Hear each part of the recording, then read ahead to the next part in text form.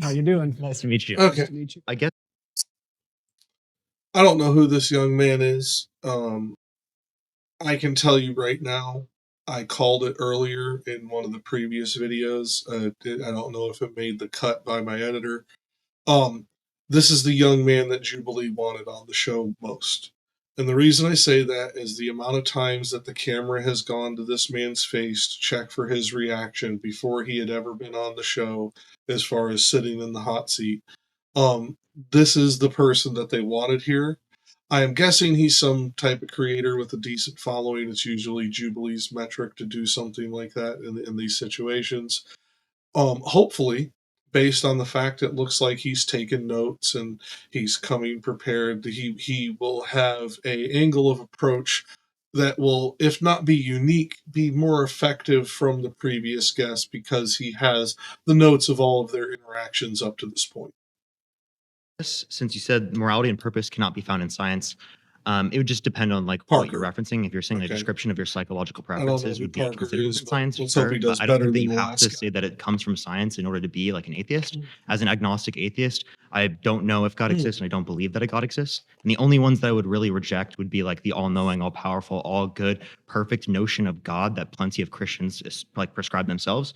So I guess It's done so far. To this claim. you're basing Okay, so this kid seems to be bringing, this very well, effectively communicating, doing things quickly in a concise way. And I believe that Peterson is recognizing the same things that I am in this situation. This young man has been taking notes. He is coming prepared. He is getting all of the presuppositional bullshit out of the way as quickly as possible so that Peterson can't deflect or divert back to it later in the conversation. This is a good tactic.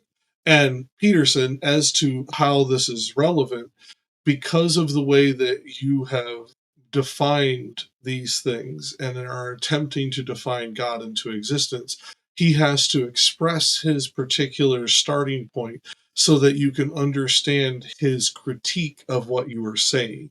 And the fact that he then capped it off with pointing out that any omni-max God is something that he rejects because of the lack of evidence and the strong evidence against such an entity existing, would be highly relevant to whether or not atheists reject that which they understand. This young man is saying he understands this on a fairly decent level and that he rejects it based on a very clear set of criteria. And B, that he is giving you the starting point so that as you are trying to evaluate what he is saying, you have a lens with which to interpret it. The fact that you are doing this attempt to dodge indicates to me that you see this as well, and you are attempting to prevent him from cornering you off in this way and making you go down a more finited track of information like he wants you to. a position of morality and purpose in some like notion of God that isn't the same type of notion of God that typical Christians would prescribe. Your notion of God is What typical Christians? yeah, typically when I talk to Christians, they say that they believe in an all-knowing. About Cardinal Newman, who defined God as conscience.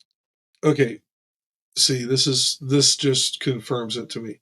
Peterson realized that this young man knew what the fuck he was talking about, and knew that he was about to get painted into a corner. So he's now doing the Gish Gallop, interrupting, ask a question as he starts to answer, ask another question, ask another question. Cardinal Newman is a particularly influential voice when it comes to American conservative Catholics. Cardinal Newman is not a doctor of the church. He was not a chief canon lawyer. He was not a great number of things that would put him into a position of authority within the Catholic Church, like I'm sure Peterson is about to indicate him to be. He is only highly influential within the North American and more specifically United States conservative Catholic group. Most progressive Catholics ignore Newman as the charlatan that he is, the garbage thinker that he is, they would more quickly resort to Thomas of Aquinas, St. Augustine, or St. Ambrose over Newman. Like this is a argument or an appeal to authority fallacy on his part, and a fallacious appeal to authority fallacy at that, because he also is appealing to somebody who isn't actually an authority. He's a major influence on all of Catholic social theory. Nope. How about that, Christian? Sure. So do you believe in the all-knowing, all-powerful, all-good notion of God? What do you mean by Good job, Parker. Ignore his bullshit and just keep pushing. Good job. believe? Do you think it to be true? That's the circular definition. What do you mean No, when it's you not say you circular. believe? How is that circular? Because you added no content to the answer by substituting Yes, he did. the word true and believe. I said you think it Yes. to be true. That which you believe is that what you think to be true, or that what you think to be most likely. He is being very careful in his wording here and accurate in his wording. He's just not as pedantic and shitty as you are at this, Peterson. So far, good job, Parker. All right. So if What's you a- believe something, you stake your life on it. What do you mean by that? You live for it and you die for it. That's what I mean by that. It isn't something that you say. It isn't something that's associated with logical consistency. It's not declarative.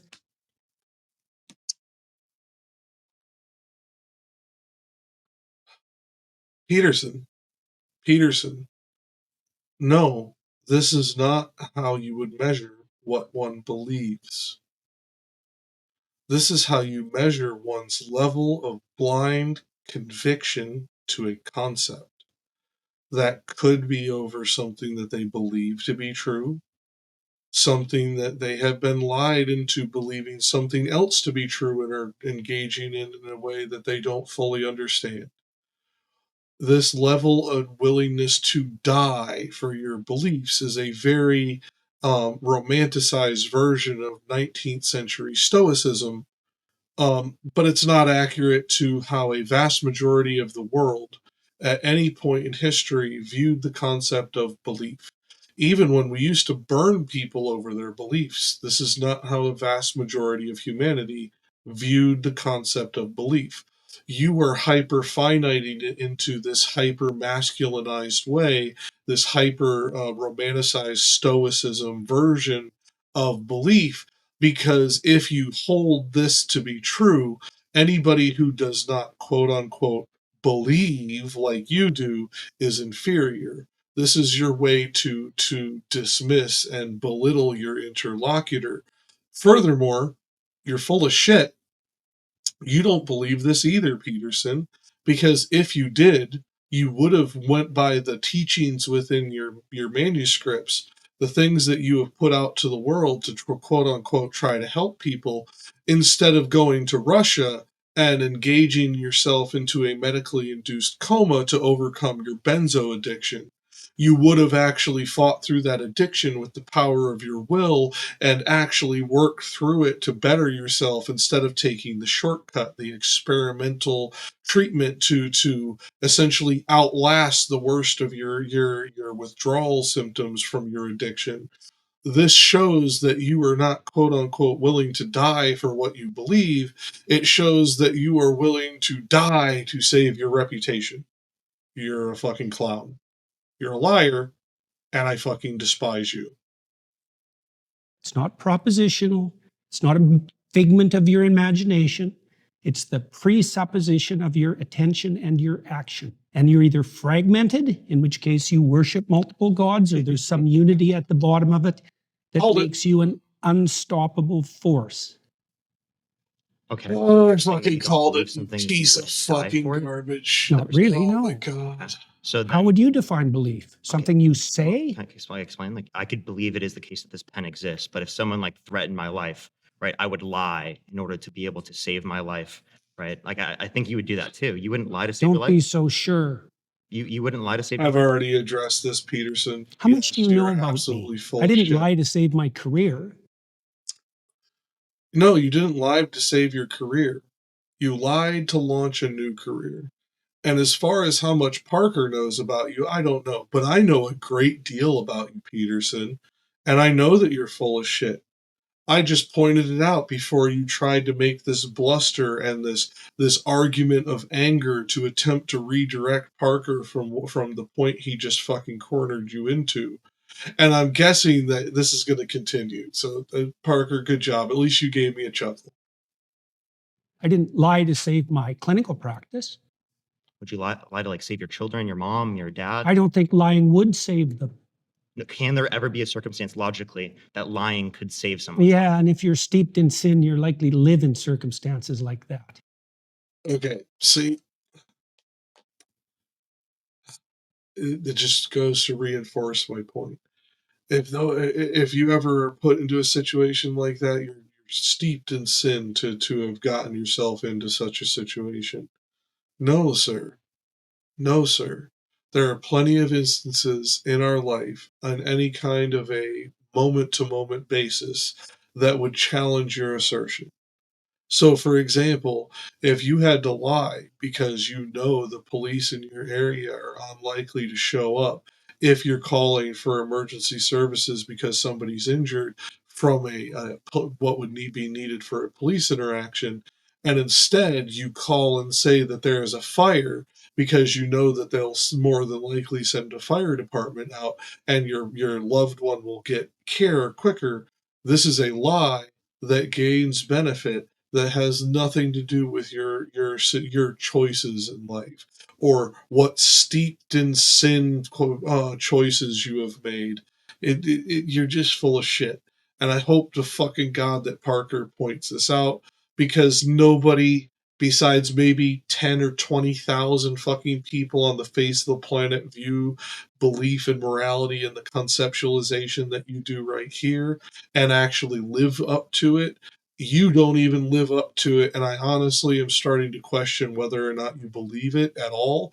I personally think this is all a grift because this is what your fucking little incel fandom would fucking want to hear.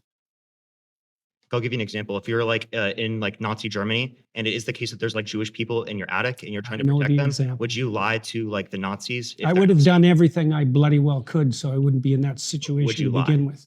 It's a hypothetical, and it's not answerable. Hypotheticals. Peterson.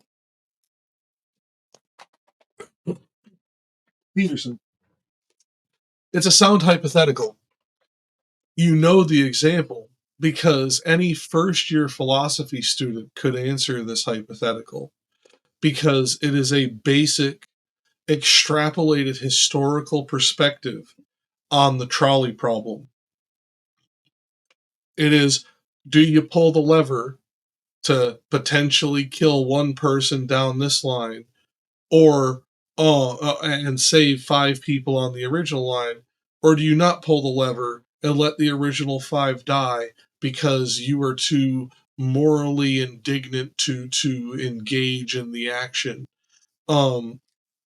You saying it's a hypothetical and it's unanswerable is the equivalent of, let's say in a hypothetical, you didn't eat breakfast this morning, but I did eat breakfast.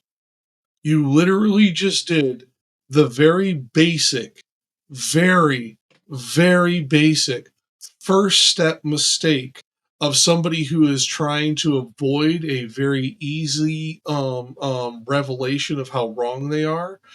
This is clown material. I would expect my fucking grandchildren to do better than that. The youngest one just recently got out of diapers. No, I can't answer a hypothetical like that because it's far.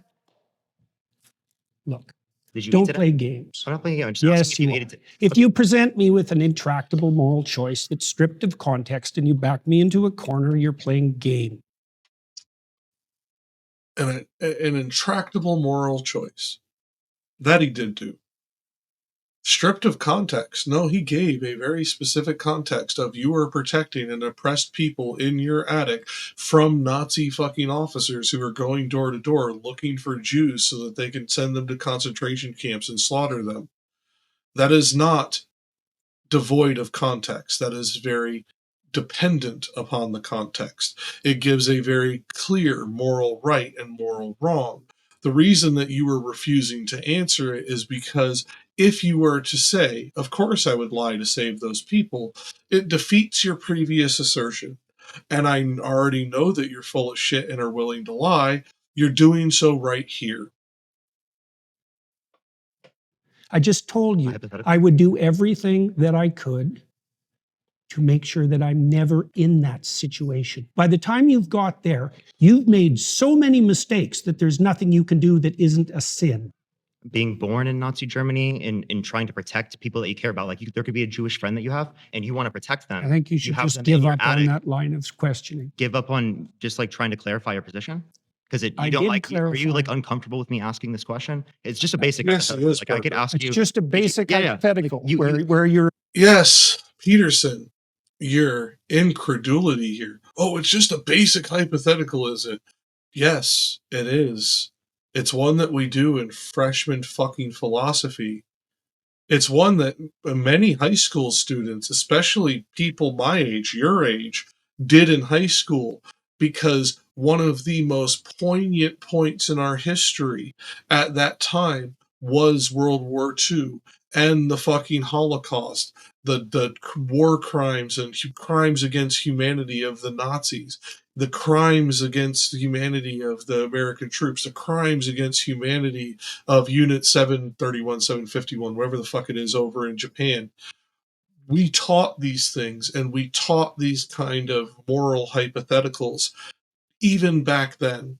The fact that you are acting like this is so morally repugnant shows your hand. You know that this is something that just about any freshman philosophy student will have engaged in. You know that you, as a psychologist, would have had to have engaged with these very moral dilemmas when going through training to deal with patients. You're just full of shit. And this act of indignation that you're having shows that you're full of shit. Like you if you- put Jews' lives at stake in Nazi Germany. That's just a basic Obviously, you hypothetical. would lie in that scenario to save their life, but you're like not trying to answer this question for some reason. I just told you why. Are you anti-fascist? Like, Oh, no, Why are no, you just- asking that? I was just You were doing so good until that stupid fucking offhanded. Are you anti-fascist? Parker, I'm an anti-fascist. If you asked me a question like that, I would literally look at you and say, "Are you fucking stupid?" Peterson, you just gave Peterson an out by acting like a petulant child there. asking, just clarifying. But like, okay, again, you're not answering this hypothetical because you know it shows that you clearly would lie to save I'm someone's life. answering it in a Obviously, way that's not you what truth don't is. find acceptable. Obviously, because I care about you're- truth. I wouldn't be in that scenario. Obviously, right? Logically, because that's No. already happened. Like that's in the past. You don't have a time travel device. We're bringing this logical hypothetical up to show you that in some circumstances that do happen within the real world, you would lie to save people's lives. So your definition of truth isn't actually how we're typically using it. So what you're trying to do is you're trying to muddy the waters when I ask you, like, do you believe this? Do you think this to be true? So you don't actually have to answer the questions. And plenty of Christians don't like that because they clearly see that you don't really like want to be associated with I can Christianity. imagine that I was in a situation where the best I could do as a consequence of my previous mistakes was to tell the least amount of lie I could manage. Okay, that's But fine. that would likely indicate that I had made all sorts of catastrophic errors on my way there. So Right. you would lie to save No. someone's life. So again, you do believe it to be true in that circumstance, even though you like lied in that scenario. So Not clearly that's not without what the you see to be true. context that I put it in. You were not willing to. Okay, Peterson, he gave you that context in and of itself. What you were then doing is presenting a moral judgment on anybody who would be caught in such an event. So, Mr. Peterson, did any of the Tutsis during the Rwandan genocide who were sitting at home and heard on the radio the call to cut the tall trees, if they didn't immediately flee their country, flee and let the Hutus take over and expel them and commit ethnic cleansing on them to remove them from their home country, would they have been making a moral failing choice? Since you don't like Jews in Nazi Germany. Let's take it to another genocide, you fucking complete moral degenerate. Because when it comes right down to it, no, they didn't make a moral failing. They were born in Rwanda. They were born with lighter skin and narrower noses, like the king had decided was a way to delineate race when it was still a colony. And it separated these groups out in this way. They happened to be in a country that they didn't have the means to flee when a genocide cropped up literally in multiple places across their entire nation in a single day, where I think it was 1.2 million people total, but 1 million people were killed in 6 months. 1 million people were killed in 6 months. Were all of those people who had to lie to protect their Tutsi neighbor in some kind of moral failing because there's moral decrepitude because they had to protect their fucking loved ones? No, of course they weren't. You're a fucking scumbag, Peterson. We're not willing to let other people die for it. So that's not what you see to be true then, seemingly. You're doing exactly what I said you were doing at the beginning of the conversation. You're generating an impossible, restricted, hypothetical with no precursors to back me into a How's it corner. possible? Is there something contradictory about it? Nice to meet you. Yeah. Nice to meet you. Yeah. Okay, My next claim. Parker. You did okay until the stupid anti-fascist comment. You gave him an out that he then used to bounce you around for the rest of the time. Don't get me wrong, it didn't make him look good, but you did give him an out. Instead of holding his feet to the fire, you literally just sat there and laughed. I get the impulse. I probably would have done it too when I was 20-something like yourself, but you were doing so well up until that point. You could have easily, if you were a little bit more experienced and had the level of knowledge, had transferred this to Rwanda or Cambodia or Indonesia or Myanmar or any of the other number of places that have had genocides go on in their past and had essentially underground railroad movements to protect the oppressed people within those genocides, so on and so forth. It would have been better than your stupid anti-fascist comment, although I'm sure all of your TikTok followers loved it. Parker, I'm guessing you're the big name because, again, first of all, you were allowed to get all of your time out. The camera was focusing on you so heavily before this point. And so far, with the exception of Luke, you have done the overall best.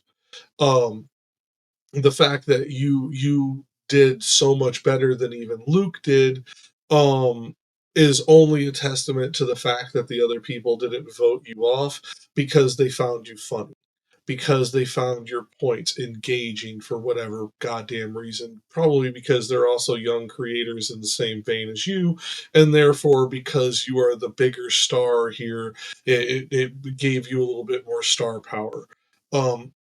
Personally, I think you let yourself down here, whether you believe so or not is immaterial, at least in my eyes. Because with that anti-fascist comment, you allowed this to become a tit-for-tat game. Hi, I'm Jakk, and come back to us next time on FOFANews and follow us on Substack and click the little bell down below. It helps a small channel like us out immensely. Thank you for coming.